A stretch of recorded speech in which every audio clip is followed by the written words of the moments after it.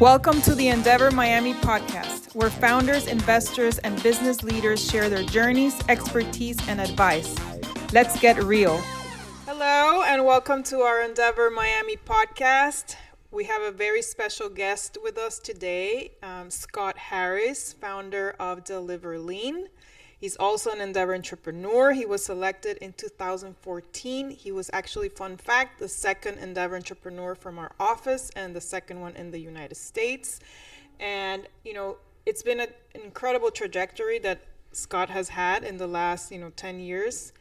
He's going to talk a little bit about the ups and downs of building DeliverLean, the challenges, but most importantly, how he saw through the opportunities, and he grabbed those opportunities to be able to scale his company successfully. And, I'm not going to spoil the podcast, so we're going to learn more about, his whole journey in the next 30 minutes. So here we go. Welcome, Scott. Thank you. Good morning. Thank you for having me. Well, let's dive into it. Scott, did you have like a vision at some point in your life that you wanted to build a F&B company? Were you passionate about food, or was this just an opportunity you saw? Tell us a little bit about the vision in building DeliverLean. So I had no food background in my career. I was always in finance. Actually moved to Florida in 2006, and I was in the mortgage industry. And in the mortgage industry, we had almost 1,000 employees. And I saw a big opportunity to keep people healthy and productive in the workplace. So I had hired a chef, and that chef was making healthy food. And I saw a huge increase in productivity and morale, less absentee, helped in hiring. So it was a really cool differentiator. And when the mortgage industry imploded in 08, 09, I needed to pivot, right? I wasn't young. I was in my 40s. And I wasn't sure what to do. So the chef that I had that worked, in the mortgage business had come to me and said, I'm telling you, there's a big opportunity in corporate wellness.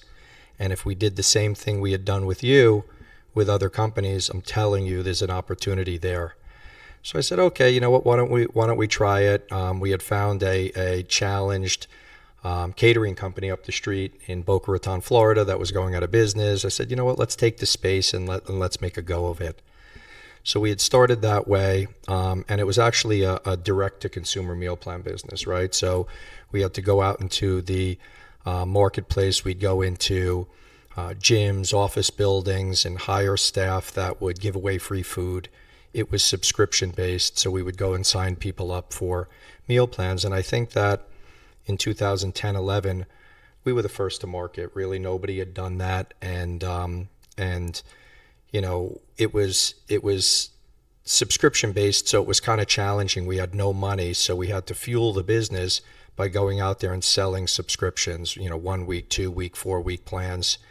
We grew the business very quickly, but like a lot of businesses, when you start to peel back layers and years go by, it was challenged, right? We were challenged with churn and origination and cost per acquisition and lifetime value, so we needed to pivot. It was a very, very hard business at that time. And while we grew very quickly, we just couldn't figure out how to make money. So like a lot of entrepreneurs, you kind of had to pivot.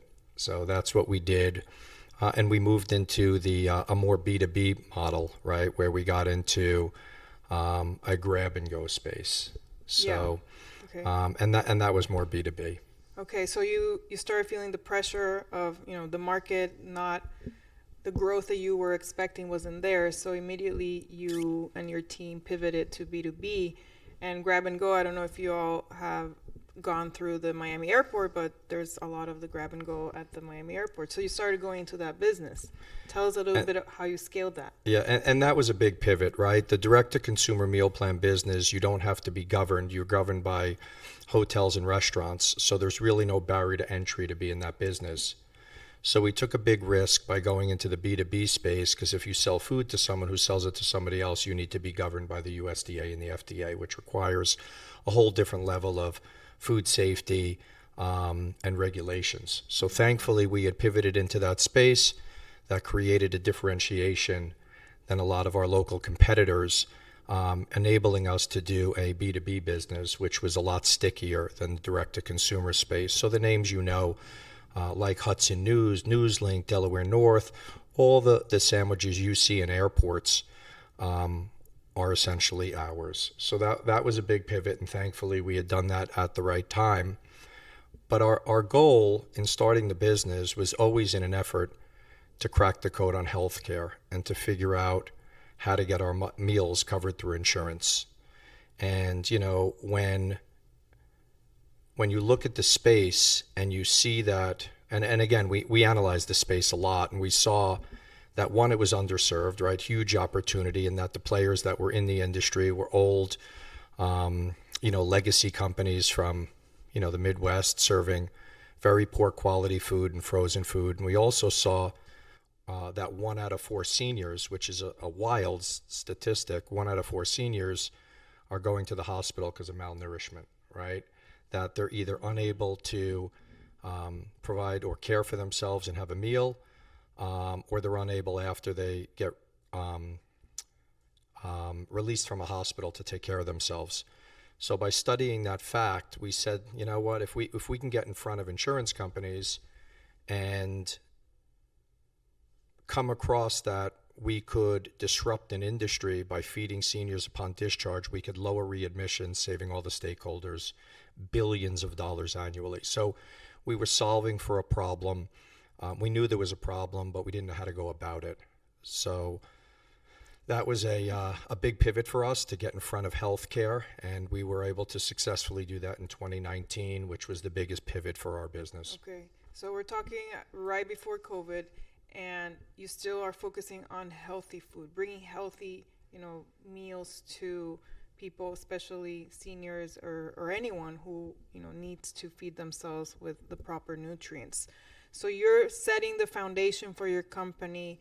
You found product market fit. You are there, focusing on insurance companies, and then COVID hits. What happens then? So, obviously it's hard to tell you every aspect of the journey, business being a flight plan, right? Where the wheels come off the ground and I know where I want to go, but I didn't know how to get there. So in that, 5-7 year journey up to that point, we had, pivoted so many times, trying to figure out the right angle. Before we go there, when you pivot, how do you lead your team through a pivot? Well, it's challenging, right? So when you're a cash-strapped startup and you have investors, which we didn't touch on, but yeah, I had raised money along the way, and that was always a challenge too. Is it debt? Is it equity? Do you give up? And when you take money from somebody, essentially you work for people, right? So now you answer to other people. They're not intimately involved with what you're doing every day. They're questioning your strategy, your trajectory, your cash flow, all the things, right? And so that's definitely a balance, but there's a happy medium between pivoting and finding the right angle and also being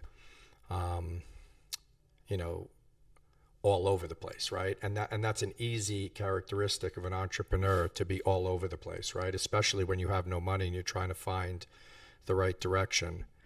So thankfully, in the pivots we made, and there was an argument, right? In our board meetings, there was always, hey, you're all over the place, you're pivoting too much. I'm telling you, the direct-to-consumer space is the way to go. And I would argue with them, but the cost per acquisition is too high, the lifetime value is too short, the ability to acquire customers, it just doesn't work, right? The economics didn't work. And I'm telling you that the future is healthcare. So there was always that push-pull. And then also you're dealing with the entrepreneur and the operations people. And there's always that visionary that comes up with the ideas, and then the operations people that the execution, the people that do it, it's always that balance, right? And that's pretty tricky to kind of navigate through. But to your question about COVID, COVID was a game changer for our business, and all the failures that we had leading up to COVID got us prepared for that phone call, which I think was March 12th of 2020. I'll never forget it. So we got a call from the Office of Emergency Management saying, hey, we see that you're on our FEMA list as a meal provider for the state. And on Monday, this was on a Friday, we're going to be closing all of our assisted living facilities and elder care facilities, and we need a food manufacturer that could stand up a program by Monday. So the question was, how many meals can you make in a day? And the funny part, again, most crazy entrepreneurs, right? I was making 3,000 meals a day. I said, I can make 100,000 meals a day. And they said, okay, right? So that afternoon, they sent us a PO. I'll never forget it, for $1 million. And I was like, oh my God, this is, game changing, right? So now the question is, how do you go from 3,000 to 100,000 in less than a week? In that environment, right? This is when people were wearing Martian suits, and you pulled up to their car, they wouldn't even put their window down, and every hospital was filled. And here I am needing to scale and get people to come to work when everybody's hiding in their house, right? So it was crazy. And I called every person I knew in the food industry, and I said, look, I know you're letting your people go and furloughing all your employees. And these were large-scale food manufacturers, the likes of Miami Beach Convention Center, the Hard Rock Stadium, the Fontainebleau, big groups that had, big staff and the ability to actually pull this off. And I said, I need your help. I can't do this alone. So, it was a very ready, fire, aim kind of strategy, which you kind of need to have as an entrepreneur. And nobody behind the scenes needed to know that it was going to be a challenge to pull off. But at the end of the day, that 100,000 meals turned out to be an order that we got every day for 18 months. Wow. So it was a game-changing opportunity, and we actually delivered on it. So, my point is, in telling you that, part of the story is that you never know when that phone call is going to come, and to be resilient and actually stay the course is the most important part of this whole segment, right? If I could instill anything in early stage entrepreneurs that are having challenges with both cash flow and direction, it's stay the course. And most importantly, I think it's being ready, because an opportunity like this, if you're not ready and have a solid team and solid ground to execute on it, it can either make or break the company. And in your case, you were ready, so you took that opportunity and you said, I'm going to find a way. And not only you found a way, you actually delivered with excellence and continued delivering day after day, during the entire COVID. That's what it's about, right? Figuring it out. I still deal with that every day in my life today. Clearly, playing defense and offense is very different, right? I wasn't young, right? I was in my mid 40s, and to grind like that, you start to lose a lot of your confidence. It's hard, right? When you go to bed at night, it's a very lonely time when you're trying to figure out, is this going to work or not? And I didn't have, a war chest of money. This was sleep on the couch or get rich. There was no in between for me. And I had thought for years that I was the right jockey and the wrong horse, right? Did I choose the right business? Maybe I'm the right guy, but I chose a business I can't make money in. Who has had an exit in the food space, who started a direct-to-consumer meal plan business and actually made money doing it? And for the longest time, I had to struggle with that and grapple with the idea that I, was going to be a schnook, right? And I wasn't going to, yeah, for real. And that I wasn't going to, pull this thing off. Did you ever feel like you were going to pull the plug all the time and say, all this the is time. it, I'm going to shut it down? I was on the river, right? I couldn't fold my hand. I had invested 10 years in this business, and I knew that if I kept, driving every day, that I would find an angle to pull this off. So COVID was a pivotal time in the business, and it definitely gave us the runway to hire better people.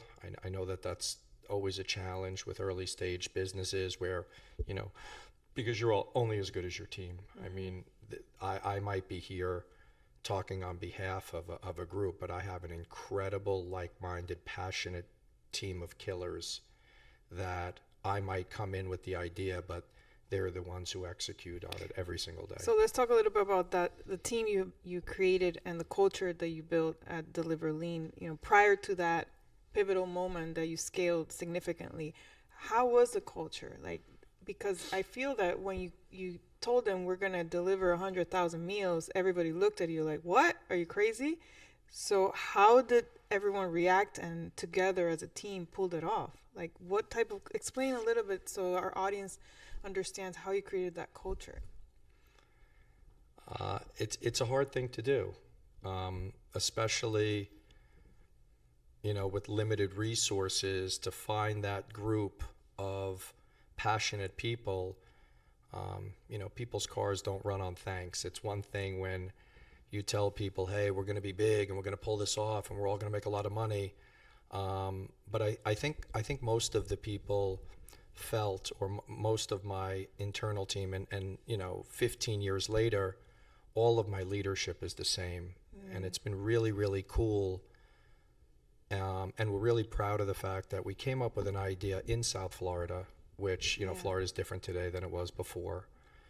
And we were able to employ almost 1,000 people, which is a big deal and we're proud of.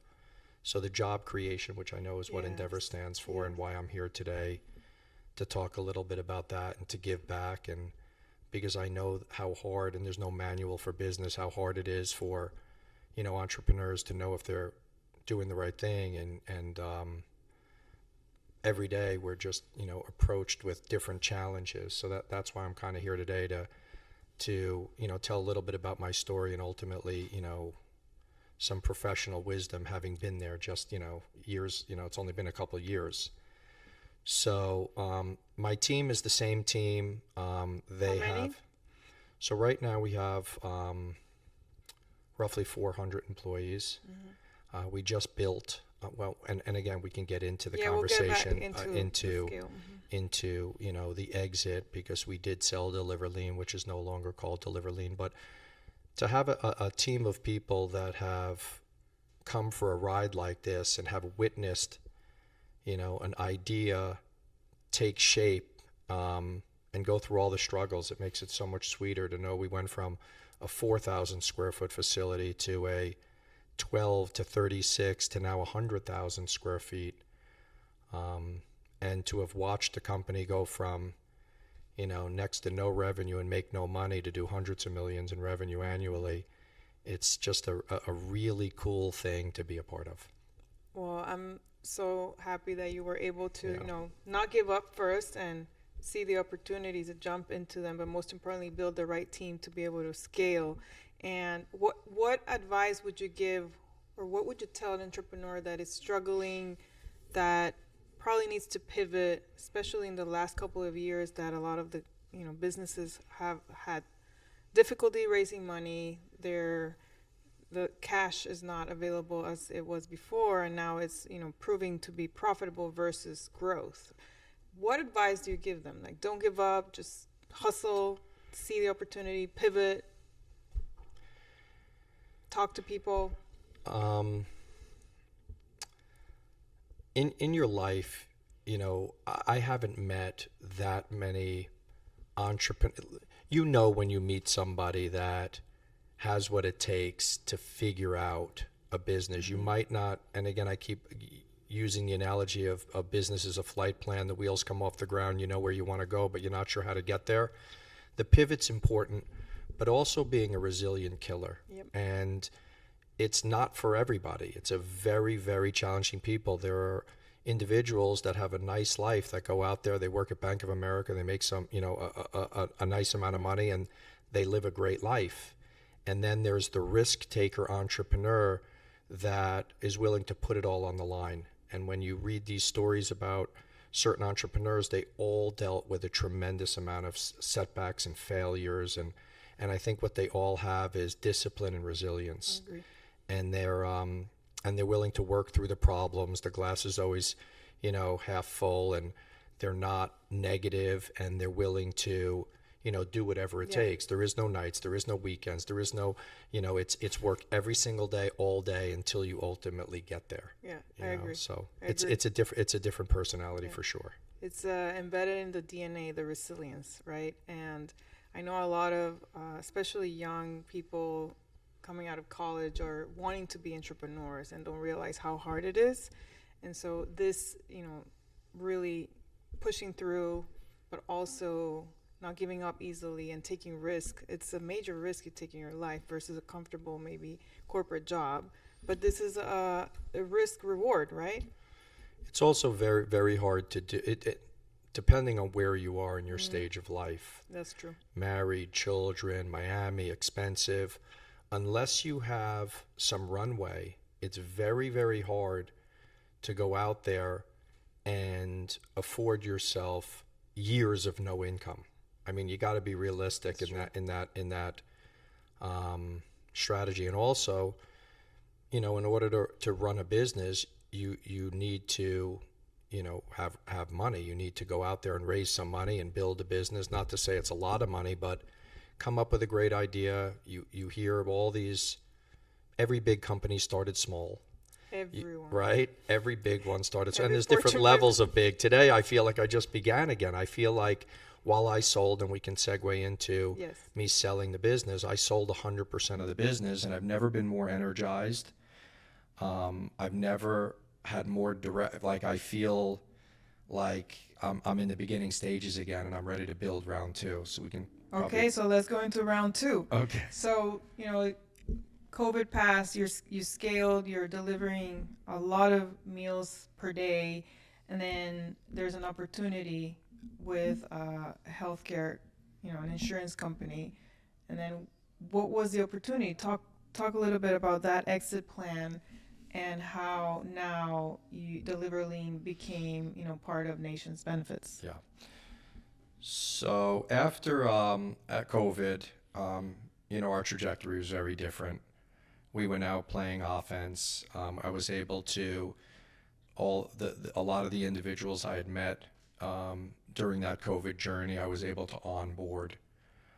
And then we were approached by a healthcare partner, pretty much, like the Amazon of healthcare. So they're into all different types of verticals. Company's name is Nation's Benefits, and also a Florida-based business, owned and operated by a gentleman by the name of Dr. Glenn Parker and his son Michael Parker, in Plantation. So they were in all different healthcare verticals: dental, vision, hearing, transportation, and food was a really important segment. Again, because 1 out of 4 seniors were getting readmitted to a hospital because of malnourishment, they felt and agreed with me that food is medicine. They came in and said, look, we want to buy you. We're not good at being partners, but we're very strategic. You have 3 plans. We have 150 plans. You've proved you can scale. We saw it in COVID. And that was our biggest concern and getting involved with you, because there's a lot of bigger players in the space. But you've proven that you can scale. That was that was an important check the box for them. And they said, we want to acquire 100% of the business. So I had hired a banker. We looked at the opportunity, and differently than most private equity, they didn't want to come in and disrupt the entire business, which was important to me as still somebody who had a lot of building to do. But they said, look, we're going to come in, we're going to inject our hundreds of plans, we're going to 20-30x your business overnight, and we're going to ship millions of meals to seniors' homes all over the country. And we were able to come to a deal. They did buy 100% of the business. They kept me on board as the CEO. And it's been a dream partnership, right? They did everything they said they would do. So they've 30x the business, where we're doing cook, plate, ship millions of meals a month to every home in the nation. And it's been an incredible. So it's been 2 years now, going on 3 years that we've been together. And it's been just great. And how does it feel now being on this stage, number 2 of scaling a bigger business?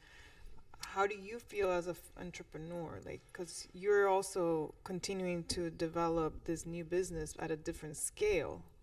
And I saw the facility. It's really, really impressive. It's huge. It's a lot of technology and robotics implemented, to be able to cook Mind that blowing. much. It's Mind blowing for sure. They've aligned me, and I guess there's different levels of your career where I was running the business for a lot of years, and I also had a lot of learning to do. So to now be aligned with a much larger organization, again, there are different levels, right? To be involved in a multiple billion-dollar business and be part of something that big and be surrounded by really smart people that are doing disruptive and meaningful work in healthcare it's just great, and it elevated me and my career. It took me to another level in my personal and professional life. So I'm really enjoying it, and having been through a process which a lot of entrepreneurs don't get to go through. So learning the banking process, going through a transaction, which was a lot, as I'm sure you can imagine, Yes. selling a business. Yeah. And it can be emotional. Very, very. There were a lot of ups and downs, and but yeah, it's been a wild ride. So I know mentorship has been very important to you and giving back to the community. Like, can you talk a little bit about, now that where you are, like, I know you're, mentoring other entrepreneurs. What type of advice are you giving them? Is there anything that maybe you would have wanted to get as an advice at the beginning of your journey that now you're really, giving back to these early stage founders? Yeah, I feel I'm relatable because I had just gone through it. I also understand the pain and the frustration of letdown, the challenges of being a cash-strapped entrepreneur. So all the things that entrepreneurs are going through are very relatable to me. It was just 2 years ago, or 3 years ago that I was in the same position they are. So I feel that I could and am helpful because I share all the things they went through. And professional services are very challenging when you have limited resources to hire a great attorney and make sure that your contracts are, really buttoned up, because it's very important. I had raised money, and you're worried about payroll. So you're not really digging into the contracts and waterfalls and clawbacks and how much money. And then after, all of a sudden, you're like, wow, what a terrible deal I did. And that's an important thing. Very. So to mentor people and to guide them, I think is really important when structuring equity versus debt, borrowing, all the things that come up on a day-to-day, how to hire people, how to create culture, if you have HR challenges, just so many things, banking relationships, it's all very, very important. And having that knowledge even before you go out and raise money, right? Because when you run out of money or almost running out of money, like you say, you take that deal that is probably really bad for the founder. So making sure you know how to negotiate and preparing to raise money even when you don't need it, some of it's for working capital. It's hard. It's all something. And again, there's no manual for business. If there was, somebody would ask you a question, you'd go to, chapter 8, page 3, and the answer would be there. There are no answers. Okay. So it's kind of, you need to figure it out as you go. Yeah. But there are, certain things like what you mentioned, being ready when the phone call, get that phone call or the opportunity. There's a lot of synchronicities. Also, when you meet someone, you go to an event, you were not expecting that business deal, or someone you met a couple of years ago and suddenly you reach back to them and there's an opportunity there. So it's almost like making sure you have that open mind. For sure. Go to every meeting. Take every phone call. You never know when the next opportunity will arise, so you need to explore all of those opportunities and stay the course. Great. That's the answer. Stay the Can you course. share anything innovation that you're incorporating into the new business nowadays? Anything that, because you're still innovating and being an entrepreneur within this new, let's say, larger scale corporation? Yeah, so there are three different segments of our business today. Healthcare is clearly the driver, but we're still in that we built this 100,000 square foot facility and have capacity. We're working on strategic partnerships where we're working on manufacturing opportunities that are large. Groups like, Disney and outsourced, where people might be challenged with labor, and because of our equipment and our ability to manufacture a lot of food, we're working on partnerships relating to large-scale food manufacturing. We're also working on a lot of disaster relief efforts. We're seeing some challenges with pullback in FEMA. So historically, we've been doing all the disaster relief. So now we do all the heavy lifting and cooking from our facility, and we've created retherm capabilities on site. So we're now doing a lot of disaster relief work for the entire Southeast. So just large-scale food manufacturing things. And the cool part about the position we're in now is we can really pick the opportunities that have high velocity. Great. Well, at a different scale. And I know a lot of people think that when founders, exit, now they're relaxed, they're going to take, time to enjoy life. It seems you are taking time to enjoy life, but you're also, you have other challenges at a different scale, and you love your business, right? And I love to see how you're still, going to work every day and just passionate about what you do. My biggest fear outside of, well, I guess it's not a fear, but I think when you lack purpose, things, it could be very problematic for an entrepreneur, especially someone with resources.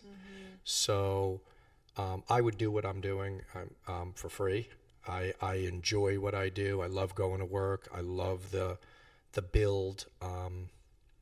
So I will always work because I need direction and purpose, and it keeps my mind focused and keeps me out of trouble. Yeah, for sure. Good. Yeah. I'm still very motivated. Perfect.